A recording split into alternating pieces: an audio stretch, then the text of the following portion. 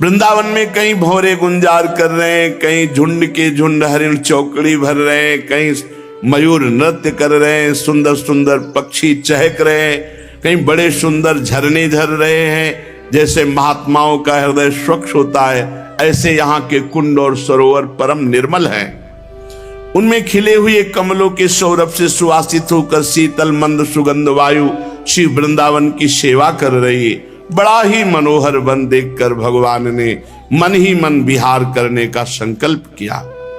पुरुषोत्तम भगवान श्री कृष्ण चंद्रजू ने देखा बड़े बड़े वृक्ष फल और फूलों के भार से झुककर भूमि को स्पर्श कर रहे, मानो प्रणाम कर रहे। नूतन नूतन कोपलों की लालिमा से ऐसा लग रहा है मानो प्रभु के चरण स्पर्श कर रहे हो अपने कर कमल से। बड़े आनंद से मुस्कुराते हुए अपने बड़े भाई बलराम जी से कहा, हे देव शिरोमणि, देखो ये तो बड़े बड़े देवता आपके चरण कमलों की पूजा करते हैं, परंतु ये वृंदावन के वृक्ष अपनी डाली रूपी हाथ से पुष्प लेकर के आपके चरण कमलों में झुककर मानो पुष्पांजलि अर्पित कर रहे हैं, नमस्कार कर रहे हैं। क्यों न हो इसी सौभाग्य के लिए तो ये वृंदावन के वृक्ष बने हैं आकर। हे आदि पुरुष, आप इस वृंदावन में अपने ऐश्वर्य रूप को छिपाकर बालकों की सी लीला कर रहे हैं, फिर भी आपके श्रेष्ठ भक्त मुनिगण अपने इष्ट देव को पहचान कर देखो ये भौरों के रूप में बड़े बड़े मुनि आपके भुवन पावन यश का निरंतर गुणगान कर रहे हैं। वास्तव में आप ही स्तुति करने योग्य है। प्रभु, जैसे सदगृहस्थ अपने घर में आए हुए संत को देख करके आह्लादित हो जाता है, ऐसे देखो ये आपको आया देखकर यहाँ के मोर कैसे नाच उठे। हरिणियां मृगनयनी गोपियों के समान अपनी प्रेम भरी तिरछी चितवन से आपके प्रति प्रेम प्रकट कर रही, आपको प्रसन्न कर रही। ये कोयले मधुर मधुर कुहू कुहू ध्वनि करके आपका स्वागत कर रहे। प्रभु, ये सब वनवासी होने पर भी धन्य है, क्योंकि संत पुरुषों का स्वभाव ही ऐसा होता है कि आए हुए अतिथि को अपनी प्रिय से प्रिय वस्तु भेंट करके उन्हें प्रसन्न करते हैं।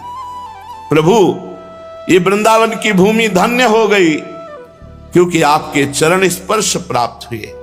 ये हरी हरी घास धन्य है, क्योंकि आपके चरणों को सुख पहुंचा रही। वृंदावन की वृक्ष लताएं झाड़ियां, ये सब आपके शरीर का वायु स्पर्श प्राप्त करके, करकमल का स्पर्श प्राप्त करके अहो भाग्य है। ये आपकी दया भरी चितवन, यहाँ की नदी पर्वत पशु पक्षी सबको कृतार्थ कर रही है। प्रभु, ये ब्रजगोपी आपके वक्षा स्थल का स्पर्श प्राप्त करके, जिसके लिए स्वयं लक्ष्मी जी भी लालायित रहती है, धन्य धन्य हो रही है। परीक्षित, इस प्रकार परम सुंदर वृंदावन को देखकर भगवान श्री कृष्ण बहुत ही आनंदित हुए। अपने सखा ग्वाल वालों के साथ गोवर्धन की तराई में गौएं चराते हुए अनेक प्रकार की बाल लीलाएं करते। एक तरफ ग्वाल बाल बैठ करके भगवान श्री कृष्ण की चर्चा करते, दूसरी ओर बलराम जी के साथ बनमाला पहने हुए भगवान भौरों के स्वर में स्वर मिलाकर गुंजार करते हुए खेलते। कभी कभी श्री कृष्ण कूजते हुए राजहंसों के तरह स्वयं कूजने लगते, कभी नाचते हुए मोरों के साथ ऐसे नाचते कि मयूरों को उपहासास्पद बना देते, कभी मेघ के समान गंभीर गर्जना करते, कभी बड़े प्रेम से नाम लेकर जिस गाय को पुकारते वही हुंकार करती हुई आ जाती, कभी चकोर, क्रौंच, चकवा, भरदूल, मोर आदि पक्षियों की आवाज, कभी बाघ सिंह आदि की गर्जना, कभी बाघ सिंह आदि से भयभीत होने वाली लीला। जब बलराम जी खेलते खेलते थक कर किसी ग्वाल बाल की गोद में सिर रखकर लेट जाते, तो भगवान श्री कृष्ण धीरे धीरे चरण दबाने लगते, पंखा झलते, बलराम जी की सेवा करते। कभी एक दूसरे के सामने ताल ठोक कर कुश्ती लड़ने लगते, कभी एक दूसरे से होड़ बांधकर नृत्य करते, और कृष्ण और बलराम ऐसे गले में हाथ डालकर देख देख के वाह वाह वाह वाह ऐसा कहते।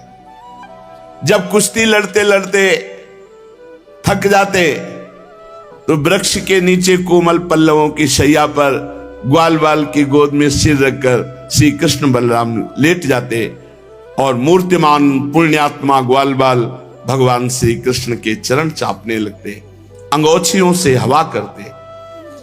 किसी किसी के हृदय में प्रेम की धारा उमड़ाती, वो धीरे धीरे उदार शिरोमणि परम मनस्वी भगवान श्री कृष्ण की लीलाओं के अनुरूप उनको मन को प्रिय लगने वाले गीत गाते।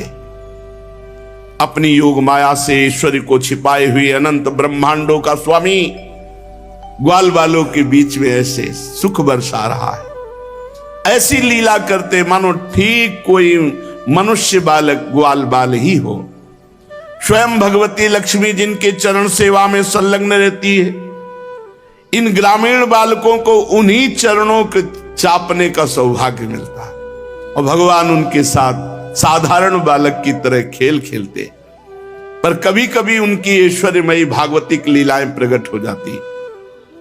बलराम जी और श्री कृष्ण के सखाओं में एक प्रधान सखा थे श्री दामा। एक दिन उन्होंने सुबल और स्तोक कृष्ण आदि ग्वाल बालों से श्याम और राम से बड़े प्रेम से कहा कि हम लोगों को सर्वदा सुख पहुंचाने में तत्पर रहने वाले महाबली बलराम जी, आपके बाहुबल की तो कोई था नहीं, हमारे मनमोहन श्री कृष्ण दुष्टों को नष्ट कर डालना तो स्वभाव है। यहां थोड़ी दूर पर एक बड़ा भारी वन है, उसमें पात के पात ताड़ के वृक्ष भरे पड़े हैं और बहुत ताड़ के फल पक पक कर गिरते हैं। पर वहां धेनुकासुर नाम का एक दुष्ट दैत्य रहता है, उसने किसी को भी फल, अगर कोई फल लेने गया तो उसे मार देता है।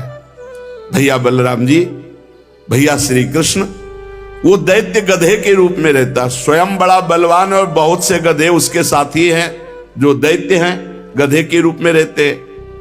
शत्रुघाती भैया उस दैत्य ने अब तक न जाने कितने मनुष्यों को मार डाला। यही कारण है इस वन में कोई भी पशु पक्षी मनुष्य कोई भी नहीं जाता। और बड़े सुंदर सुंदर सुगंधित फल है ताड़ के, देखो ना सुगंध आ रही, खाने का मन होता है, चारों ओर मंद मंद सुगंध फैल रही। तनिक ध्यान दो भैया, तुम्हारे मुख में पानी आ जाएगा, रस आ जाएगा। श्री कृष्ण, हमारा तो मन मचल पड़ा है फल पाने के लिए। दाऊ दादा, बड़ी उत्कट अभिलाषा की फल पाए, पर वो गधे का रूप रख करके बलवान दैत्य मार देगा अगर हम जाएंगे तो। ग्वाल बालों की बात सुनकर भगवान श्री कृष्ण और बलराम एक दूसरे पे दृष्टि मिलाई और कहा अच्छा भैया, और ताल वन की ओर चल पड़े। बलराम जी ने अपनी मजबूत बाहुओं से ताड़ का एक पेड़ पकड़ा और मतवाले हाथी की तरह जेब हिलाया तो ढेर सारे फल नीचे गिरे। जब गधे के रूप में रहने वाले दैत्य ने फलों के गिरने का शब्द सुना तो मानो पृथ्वी को कंपायमान कर रहा ऐसे दौड़ा। बलवान था, बहुतों को मार चुका था, बलराम जी के सामने आया, दुलत्ती छाती पे मारी, बहुत रेखता हुआ, क्रोध में भरकर रेखता हुआ दूसरी बार बलराम जी के पास आया, पीठ करके फिर दुलत्ती चलाई। बलराम जी जब पूरे अनंत ब्रह्मांडों को सरसों के दाने की तरह फड़ में रखे तो इसकी दुलत्ती क्या करेगी। एक हाथ से दोनों पैर पकड़े और घुमा करके ताड़ के वृक्ष में मारा। धेनुकासुर पधार गया और बड़े ताड़ के वृक्ष हिलकर खूब फल गिरे। तड़तड़ा कर एक दूसरे वृक्षों को हिलाते हुए ऐसे बहुत से वृक्ष गिर पड़े। बलराम जी के लिए तो एक खेल था, परंतु उनके द्वारा फेंके हुए गधे के शरीर धेनुकासुर से चोट खा खा कर वहां सब पूरा वन जितने पके फल रखे सब नीचे आ गए। भगवान बलराम जी अनंत भगवान शेष है। सारा संसार ठीक वैसे ही उत्प्रोत है जैसे सूतों में वस्त्र, तब भला उनके लिए कौन से आश्चर्य की बात थी। जब धेनुकासुर मारा गया तो उसके जो और दैत्य धेनुक के रूप में रहते थे सब आग बबूला हो गए और बलराम जी श्री कृष्ण के ऊपर टूट पड़े। जो आया पीछे के पैर पकड़ पकड़ के सबको ताल वृक्षों पर दे मारा। उस समय वो भूमि ताड़ के फलों से पट गई, टूटे हुए वृक्ष और दैत्यों के प्राणहीन शरीर। बलराम जी और श्री कृष्ण की मंगलमयी लीला देखकर देवतागण फूल बरसाने लगे, बाजे बजाने लगे।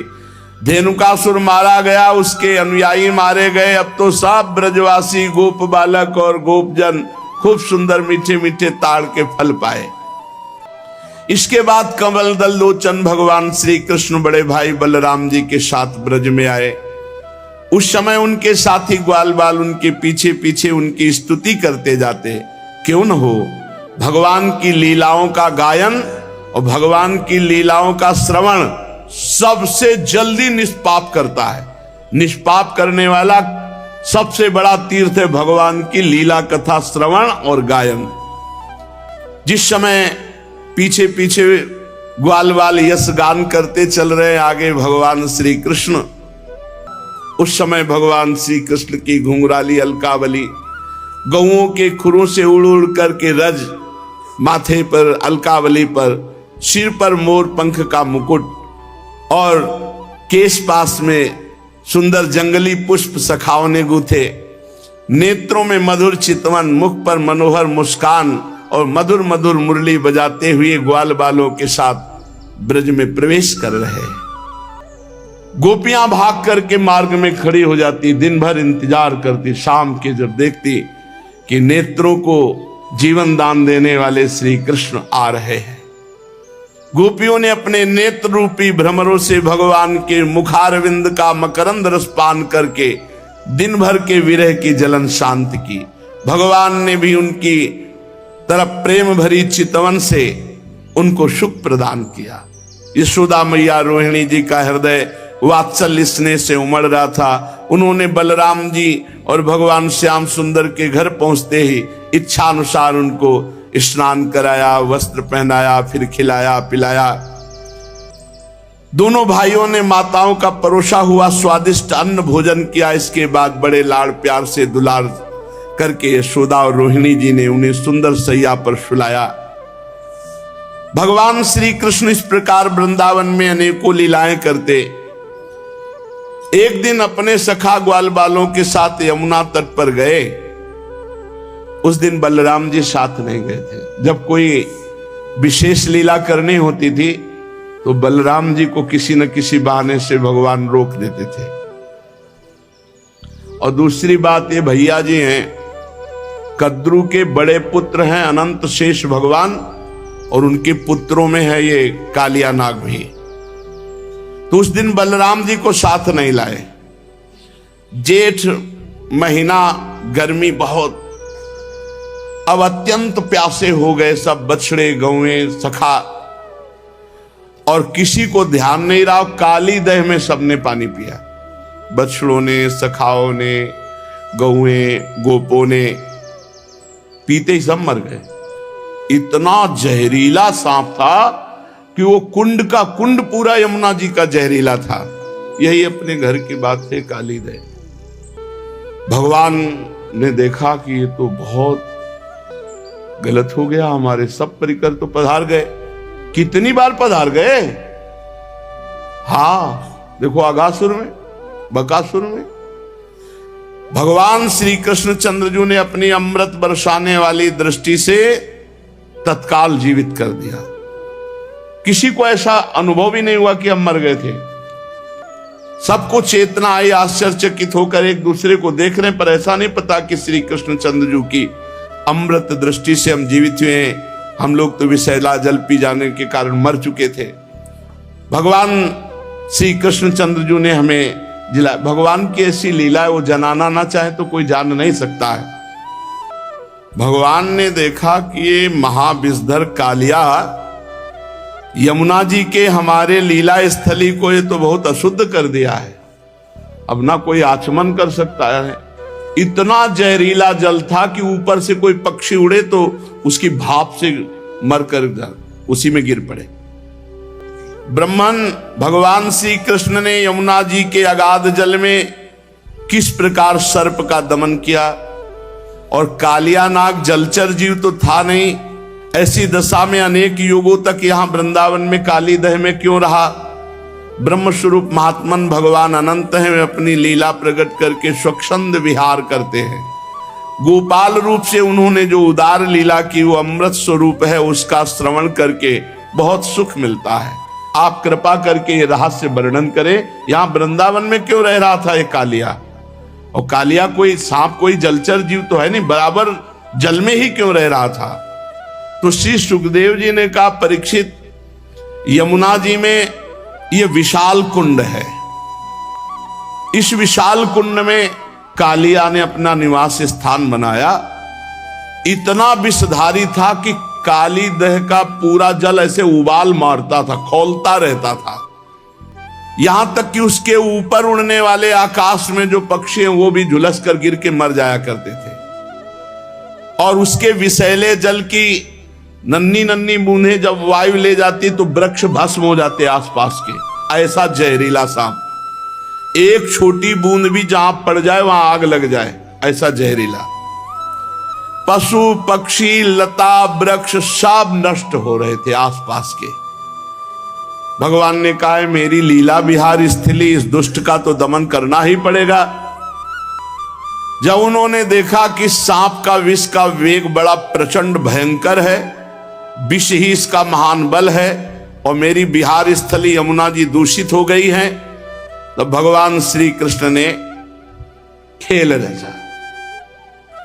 आओ भाई सब कंदुक लीला खेलते हैं। और श्री दामा का कंदुक था, गेंद था, भगवान ने लिया, सीधे घुमा के मारा, काली दह में गिरा। कन्हैया हमारा गेंद, जैसे बच्चे, अब तो हमें गेंद चाहिए, तुझे गेंद चाहिए ना, मैं भी ला के देता हूं, चुप रहे। और भगवान ने फेंका इसीलिए था कोई बहाना मिले, और कमर में पीतांबर बांधी और संकल्प बनाया, एक कालिया अब भागना पड़ेगा तुझे, और ताल ठोकी और कूद गए जल पे। भयंकर विष, विष जल क्या विष एकदम। और भगवान के कूदने से जल और हिलोने मांगने लगा। 400 हाथ तक जल छिटका। जब अचिंत महाशक्ति भगवान ताल ठोक करके कूदे और मतवाले गजरात की तरह डूबते हुए मथते जाते थे जल को। भगवान की भुजाओं की टक्कर से बहुत जल में शब्द हो रहा था, सो रहा था कालिया काली दह में। आंख से सुनने वाले काली नाग ने वो आवाज सुनी, कौन आ गया इतना बलवान की जीवित मेरे देह में घुसाया। सहन नहीं हुआ, वो चिढ़ करके सामने देखा एक नीलमणि श्याम सुंदर सलोना बालक, वर्षाकालीन मेघ के समान अत्यंत सुकुमार, इतना सुंदर कि थोड़ी देर तो कालिया पहले दर्शन करता रहा। वक्षास्थल पर सुनहरी रेखा, पीतांबर धारण किए हुए मंद मंद मुस्कुराकर भुजाओं से जल को ऐसे मार रहे। कालिया ऊपर से लेके चरण तक दर्शन किया। चरण मानो कमल की पराग की गादी हो नीचे के, इतना आकर्षक रूप की काफी देर तो वो रूप ही दर्शन करता रहा। फिर देखा ये मुझसे तनिक भी भयभीत नहीं हो रहा, मौज से मेरे विषैले जल में खेल रहा। तब उसको क्रोध आ गया और उसने सांप का बल पहले वो बंधन में बांधता है, भगवान को बंधन में बांधा और डसा मर्म स्थानों में। उसके सैकड़ों फण थे। भगवान श्री कृष्ण को नागपाश में बांध करके और अपने फण से डसा। अब तो ग्वाल बाल सब मूर्छित हो रहे हैं, क्योंकि इन ब्रजवासियों ने शरीर सुहृद धन संपत्ति स्त्री पुत्र भोग कामनाएं ये सब त्याग कर भगवान श्री कृष्ण को ही अपना मानते हैं। इसलिए ब्रजवासी सर्वश्रेष्ठ है। गाय बैल बछिया बछड़े सब दुख से डकराने लगे। श्री कृष्ण की ओर टकटकी बांधे हुए सब देख रहे हैं, सबका प्राण व्याकुल। इधर ब्रज में बड़े उत्पात शुरू हो गए। अब शकुन देखकर नंद बाबा ने कहा कि बलराम तुम आज यहाँ क्यों हो? श्री कृष्ण के जरूर कोई घटना घट गई, जरूर घटना घट गई। बड़े भय से व्याकुल हो गए। भगवान के प्रभाव को तो जानते नहीं, वात्सल्य भाव है। बस ये अपशकुन देखकर लगा कि आज तो किसी दैत्य ने श्री कृष्ण का जरूर अहित कर दिया। भय से व्याकुल हो गए, क्योंकि इन सबके प्राण मन सर्वस्व श्री कृष्ण ही थे। भागे ब्रजवासी, नंद बाबा, उपनंद, समस्त ब्रज गोपियां, बूढ़े बच्चे जवान सब। इतने में भागते हुए एक सखा ने आके बताया, गजब हो गया, कन्हैया काली दह में कूद गया और सांप ने जकड़ लिया। अब तो बलराम जी व्याकुल नहीं है, क्योंकि जानते हैं कि हमारे ऊपर शयन करने वाले सांप से तो उनको कोई भय है नहीं, और उनको विष से क्या भय है। ब्रजवासियों के इतना आतुर देखकर हंसते हुए कहा, तुम धैर्य रखो, श्री कृष्ण कोई ऐसे बालक नहीं है, हम जानते हैं अपने भाई के प्रभाव को, तुम धैर्य रखो। लेकिन ब्रजवासी प्यार जो प्रभु से ही केवल किए हुए हैं, सब यमुना के समीप पहुंच गए, सब देख रहे। बाबा मैया तो कूदने ही वाले थे, बलराम जी ने जबरदस्ती बाबा को रोका, और युवतियों ने, ब्रज युवतियों ने, मैया तो भारी व्याकुल। जब दूर से देखा कि कन्हैया नाग पास में बंधे हुए, तो मैया तो बेहोश हो गई कुंड के समीप ही। नंद बाबा भी मूर्छित जैसे हो गए। भगवान मुस्कान भरी चितवन से इशारा कर रहे, सब शांत शांत शांत। लेकिन हर ब्रजवासी को, मेरे प्राण प्रिय श्याम सुंदर को सांप ने डस लिया, सांप ने कस लिया, मेरे तो प्राण वल्लभ जीवन सर्वस्व है। जब यशोदा मैया को होश आता है, कूदने के लिए दौड़ती, फिर ब्रज युवतियां गोपियां पकड़ लेती है। अश्रुधारा, शरीर चेतनाहीन।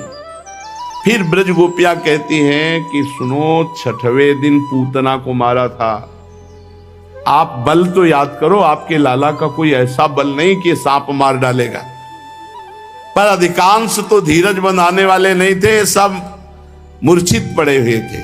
नंद बाबा के तो प्राण श्री कृष्ण थे, जब देखा सांप ने पकड़ रखा है, बहुत विकट। बलराम जी ने बाबा आप समझो, ये हमारे श्री कृष्ण कोई, पर कौन समझने वाला। तो बलराम जी ने अपनी भागवती शक्ति का प्रयोग किया, सबको जड़ता भाव, कोई कदम आगे नहीं बढ़ा सकता, नहीं तो इतने प्रेम में कोई समझा नहीं, सब काली देह में डूब जाते। अपने भागवतिक बल से सबको जड़ता भाव प्रदान कर दिया, सब एक कदम नहीं चल सकते। अब भगवान ने देखा कि हमारे ब्रजवासी जन तो बहुत दुखी हो रहे हैं, और सांप जो है बहुत प्रफुल्लित है कि हमने बांध लिया और काट लिया। भगवान ने अपने शरीर को मोटा किया, जे हुई उसकी नसें टूटने लगी, छोड़ के अलग खड़ा हो गया। फिर आग बबूला हो करके कालिया नाग ने फुफकार मारते हुए भगवान के ऊपर चोट की। नथुनों से विष की फुहारें निकल रही, यानी कि काटे तो जाए। कुछ सांप ऐसे होते हैं, ऐसे करते हैं तो धार जैसी विष की गिरती है। अब भी हैं ऐसे कुछ सर्प हैं, लाल लाल आंखें किए मानो भट्टी तप रही हो, और मुख से लपटें निकल रही थी। काली नाग अपनी दोहरी जीभ लपलपा करके दोनों ओठों के किनारों को चाटता हुआ, विष उगलता हुआ भगवान के ऊपर प्रहार करता। और जैसे भगवान श्री हरि के वाहन गरुण जी सांपों से खेलते हैं, ऐसे श्री कृष्णचंद्र जो खेल रहे, पैतरा बदलते वो प्रहार करता, अपने को बचाते। और ऐसे पैतरा बदलते कि हर बार उसके फड़ों पे भगवान थाप का प्रहार करते। अब उसका बल क्षीण होता गया। भगवान ने मारी थाप और छलांग लगाई और चढ़ गए फड़ों पर। कालिया का कितना सौभाग्य, जो मुनियों के हृदय में भी ध्यान में नहीं आते, वो सीधे चरणारविंद मस्तक पर। कालिया के मस्तक पर लाल लाल मणियां थी, सर्प मणि। उन मणियों से भगवान के चरणों की और शोभा हो गई। नृत्य गान समस्त कलाओं के आदि प्रवर्तक जगत गुरु भगवान श्री कृष्ण नृत्य करना चाहते हैं। ये देख करके देवता गंधर्व अपने अपने संगीत वाद्य, और भगवान उसके सिर पर नृत्य करने लगे। नृत्य के आचार्य आदि प्रवर्तक है, सब विद्याएं इन्हीं से प्रकट हुई। भगवान के प्यारे भक्त गंधर्व सिद्ध देवता चारण देवांगनाएं जब देखा भगवान नृत्य करना चाहते हैं, तब बड़े प्रेम से मृदंग ढोल नगाड़े दुंदुभियां पुष्पों की वर्षा करते हुए ये सब बज रहे, ताल के साथ भगवान नृत्य कर रहे। उसके फड़ों पर अखिल ब्रह्मांडों का भार लिए हुए भगवान, उसके फड़ों नस नस टूट गई, सारा अभिमान चूर चूर हो गया, मुख से खून उगलने लगा। और जो फण नहीं झुकाता तो ऐसी ठोकर मारते नाचते हुए एड़ी की बस खून उगल देता। प्रचंड दंडधारी भगवान के चरणों की चोट से कालिया नाग की जीवन शक्ति क्षीण हो गई, मुंह से नथुनों से खून उगलने लगा, चक्कर काटकर बेहोश हो गया। तनिक चेत होता, जहां आंख खोलता विष उगलता, भगवान जोर से चरणों की ठोकर मारते उसके फणों पर। नाचते नाचते भगवान ने उसका सब बल और अहंकार रौंद डाला। पुराण पुरुष महाबली भगवान श्री कृष्ण के चरणों पर खून की बूंदें ऐसी पड़ी थी मानो कालिया ने रक्तमय पुष्पों से भगवान के चरणों की पूजा की हो। भगवान तांडव करते हुए फणों को उसके ऊपर छिन्न भिन्न हो गए। अब जब देखा कि बस मरने वाला ही हो, तो उसे याद आई, हे पुराण पुरुष पुरुषोत्तम भगवान नारायण हमारी रक्षा कर। और ये पता नहीं कि वही चढ़े हुए हैं। भगवान श्री कृष्ण के उदर में संपूर्ण विश्व ब्रह्मांड भारी बोझ से कालिया का ये छोटा मोटा बलवान नहीं, गरुण से लड़ पड़ा था, गरुण जी से। और जब गरुण जी का प्रहार पड़ा तो भागकर यहां छुप गया। भगवान की प्रहार से सब अहंकार चूर हो गया, छिन्न भिन्न हो गए फण उसके। खून की उल्टी करती हुई भगवान नारायण का स्मरण किया। उसकी पत्नियां हाथ जोड़कर भगवान की शरण में आई, नाग पत्नियां चोटी खोल करके। यह अत्यंत दैन्य भाव होता है। और बड़ी घबराहट और पृथ्वी पर लौटकर साष्टांग प्रणाम किया। पृथ्वी पर लौट गई, हाथ जोड़कर प्रणाम किया और भगवान श्री कृष्ण से अपने अपराधी पति को मुक्त कराने के लिए वो स्तुति करने लगी। नाग पत्नियों ने कहा, प्रभु मुझे पता चल गया आप अवतारी पुरुष हैं। उनकी पत्नियां कह रही, क्योंकि मेरे पति को इस दुर्दशा में पहुंचा देना किसी पुरुष की ताकत नहीं। ये परम पुरुष पुरुषोत्तम भगवान आपका अवतार हुआ, मैं अब जान गई। तो आपका अवतार दुष्टों को दंड देने के लिए हुआ है और ये अपराधी था। प्रभु आपने दंड दे दिया, उचित है। प्रभु आपकी दृष्टि में शत्रु और पुत्र का कोई भेदभाव नहीं, इसलिए आप जो किसी को दंड देते हो वो उसके पापों का प्रायश्चित कराने और उसका परम कल्याण करने के लिए। हम लोगों पर बड़ा अनुग्रह किया जो आपने दंड दिया, यह है भक्ति।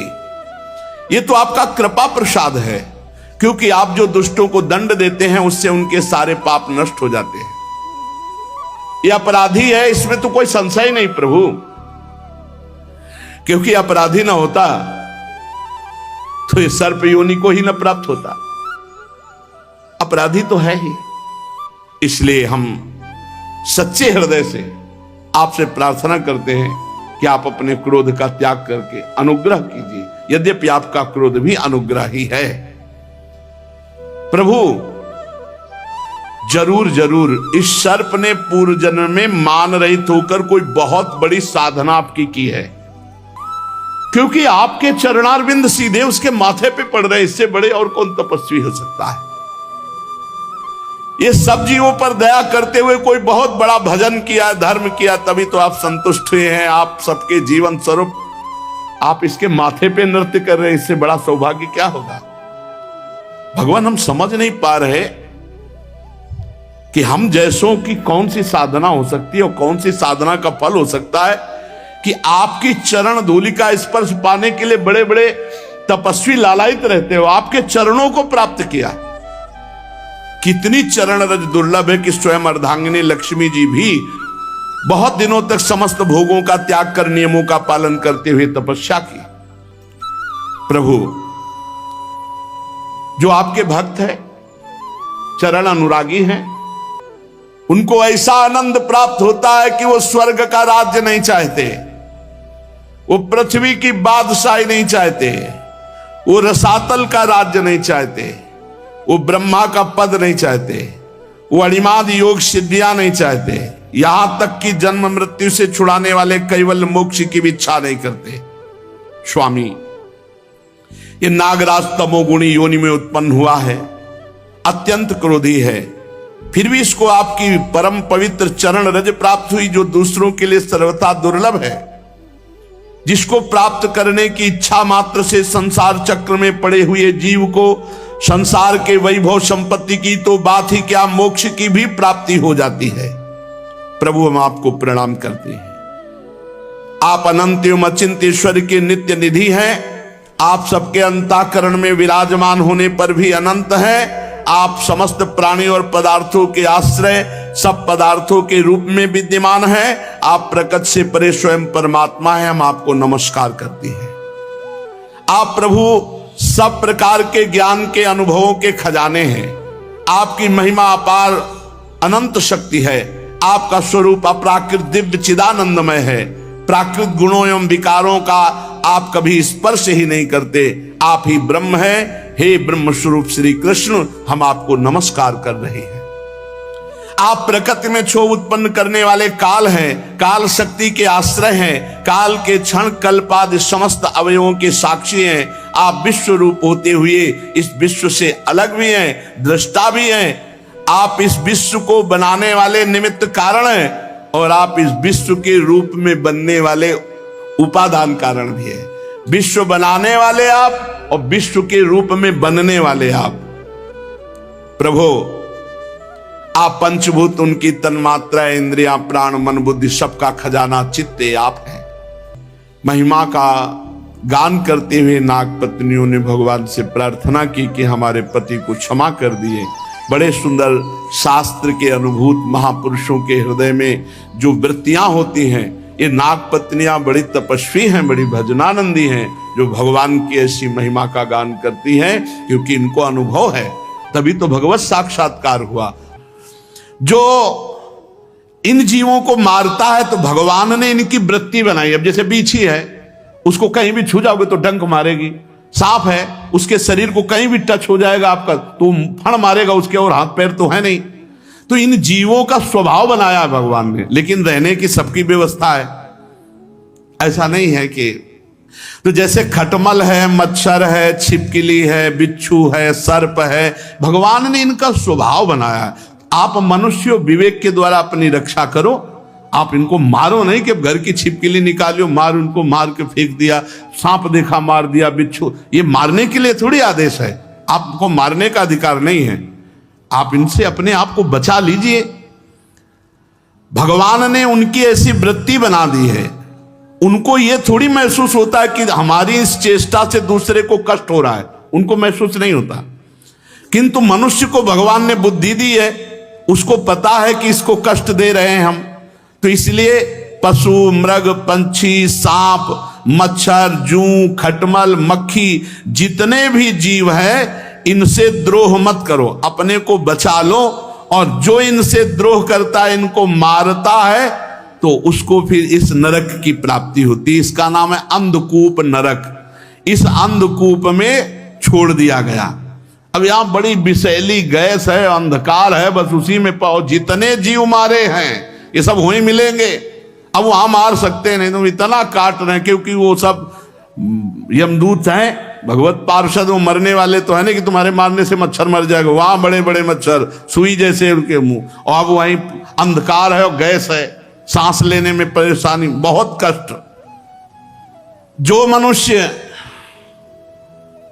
इस लोक में बिना पंचयज्ञ किए खाता है, पंचयज्ञ उसे तो बलि वैश्य देव पर अब कोई जानते नहीं, तो इतना तुम समझ लो कि पहली बार जो भोग बने तो श्री भगवान को एक थाली में निकालो, एक रोटी गाय को निकालो, और एक रोटी ऐसी जगह टुकड़े डालो जहां पक्षी, कौवा आदि ये सब चुन ले।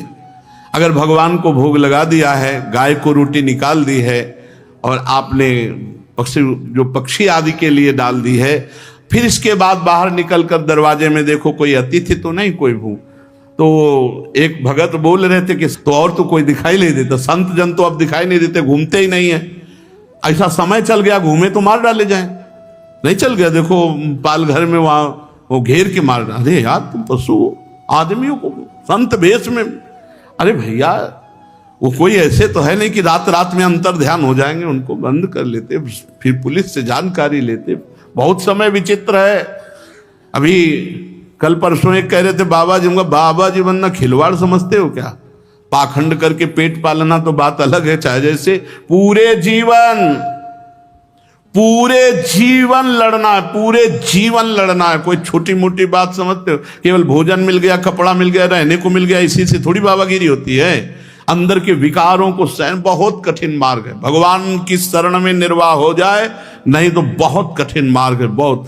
हम कह रहे हैं 30 साल आप ठीक से चले, 30 साल कितना समय होता है, और 30 मिनट चूक कर दी, कोई माफ करने वाला नहीं। यह है बाबागिरी। 30 साल आप ठीक से चले, 30 मिनट